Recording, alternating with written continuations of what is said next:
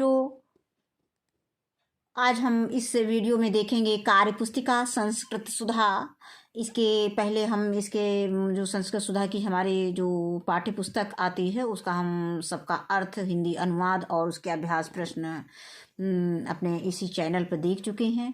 आज हम इसी क्रम में ये कार्य पुस्तिका संस्कृत सुधा जो कक्षा 4 की संस्कृत की पुस्तक है उसका हल देखेंगे। उसमें आज हम लोग देखें द्वादशः पाठः, यानी पाठ जो है 10, अस्माकं देशः, हमारा देश। तो इसमें पहला प्रश्न पूछा गया है कि अस्माकं देशः कीदृशः अस्ति, हमारा देश कैसा है। तो इसका उत्तर है अस्माकं, हमारा, देशः, देश, अतीव, अति, अत्यधिक, शोभनः, सुंदर अस्ति, हमारा देश अत्यधिक सुंदर है। पर्वत राजा, अगला प्रश्न दिया गया है, पर्वत राजा हिमालयः भारतस्य कस्मिन् भागे अस्ति, पर्वत राज हिमालय भारत के किस भाग में स्थित है। तो पर्वत राजा हिमालयः भारतस्य उत्तर भागे अस्ति, पर्वत राज हिमालयः भारत के उत्तर भाग में है। आगे आता है अगला प्रश्न, नदीसु का प्रमुखा अस्ति, नदियों में कौन सी नदी प्रमुख है। तो नदीसु गंगा प्रमुखा अस्ति, नदियों में गंगा प्रमुख नदी है। आगे है भारतस्य दक्षिण भागे कः अस्ति, भारत के दक्षिण भाग में क्या है।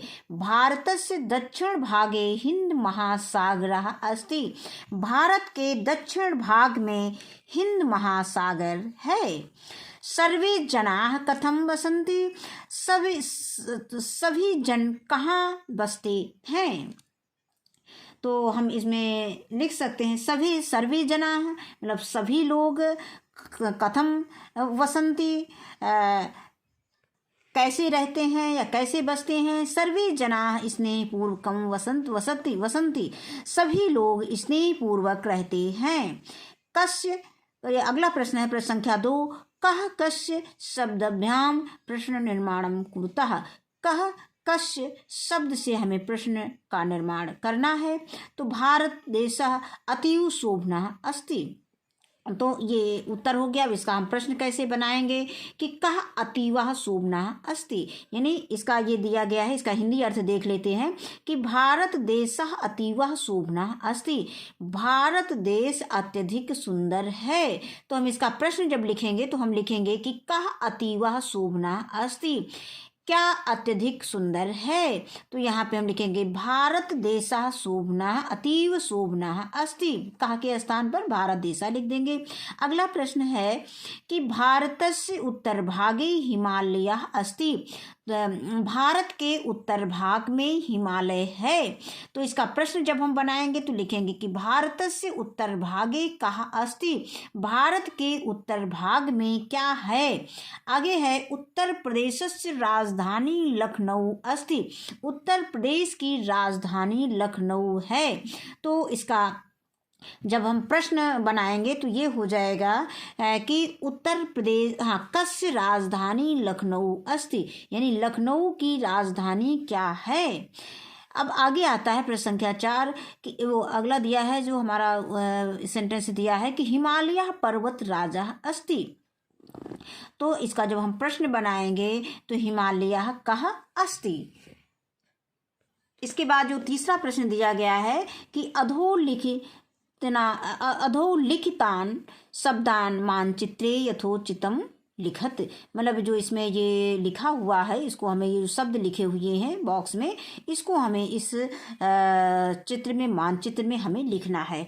तो इसको हम देख लेते हैं कि जो हमारा टेक्स्ट बुक संस्कृत सुधा है उसमें ये पाठ दिया गया है द्वादशः पाठा, तो ये इसमें मानचित्र दिखाया गया है।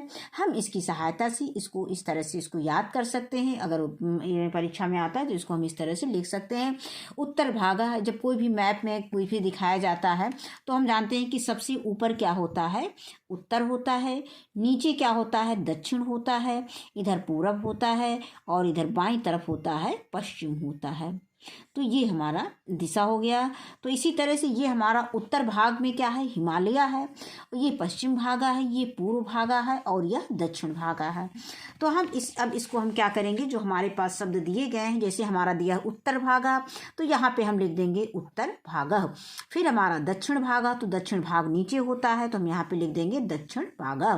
फिर है हिमालय, अब यहाँ पे उत्तर भाग में क्या है, हिमालय है तो हम हिमालय लिख देंगे।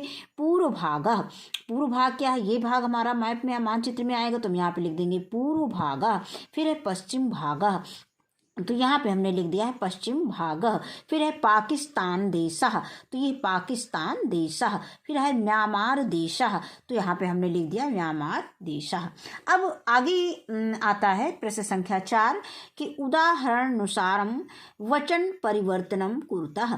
अब उदाहरण के अनुसार वचन में परिवर्तन करना है, वचन को बदलना है। तो एक वचनम, एक वचन, बहुवचनम, बहुवचन, एक वचन और बहुवचन में हमें, एक वचन में हमें शब्द दिए गए हैं और उसे हमें बहुवचन में बदलना है। तो यहाँ पे दिया है देशः, देशः मतलब एक देश, यानी देशः एक देश, देशा बहुत से देश। धर्मः एक धर्म, धर्मा यानी अनेक धर्म। छात्रः एक छात्र और छात्राः अनेक छात्र यानी बहुत से छात्र। जनः यानी एक मनुष्य और जनाः मीन एक से अधिक मनुष्य।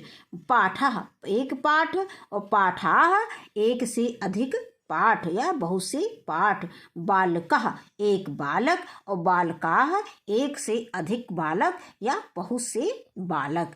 तो ये आज ये पाठ हमारा यहीं पे समाप्त होता है और वीडियो देखने के लिए बहुत बहुत धन्यवाद।